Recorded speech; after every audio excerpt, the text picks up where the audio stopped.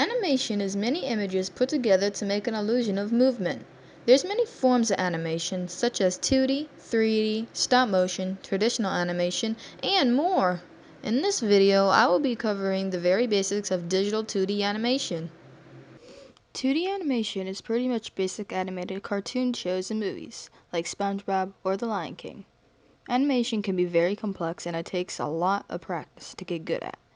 You can get jobs such as helping animate for shows and movies, and many other kind of jobs. You can also make your own stories and bring your characters to life. In this video, I will be using Adobe Animate. To get started, Krita is free for computer and Flip a Clip is free on mobile devices. I recommend those apps to get started. So now that we covered what animation is, I will now attempt to teach some basic principles and methods to animate. So there are a few basic principles to animation. One is squash and stretch.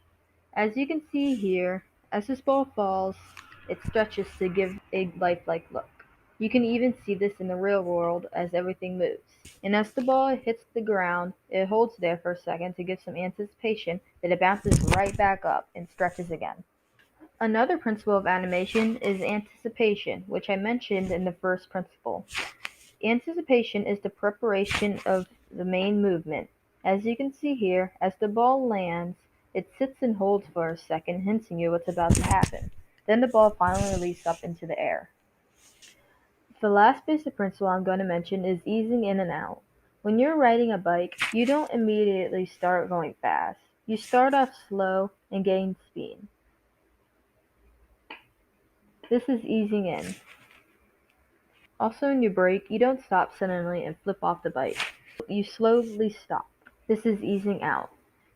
Doing this in animation makes it more lifelike. When I animate, I like to use a couple methods. One method is using real-life references. So I would record myself doing a specific action and use that recording to help me animate. Sometimes I just like to make a storyboard or a quick animatic just so I know how I want an animation to look. An example is what I did for the intro of this video. I made a rough animatic of how I wanted the movements to be like, and made it in the final animation. It makes everything super simple. The next method I like to use is called the bouncing ball method. Similar to what I said earlier, the way the ball bounces up and down is exactly like how things in real life move. First the ease in, then the main movement, then the optional impact depending on what you're doing, then the ease out. It just helps keep it organized in my head when I imagine this. Animation takes a lot of years and practice, so don't be disappointed if it's not as you wanted to look on your first try. Just keep practicing and going at it, and you'll get there. I believe in you.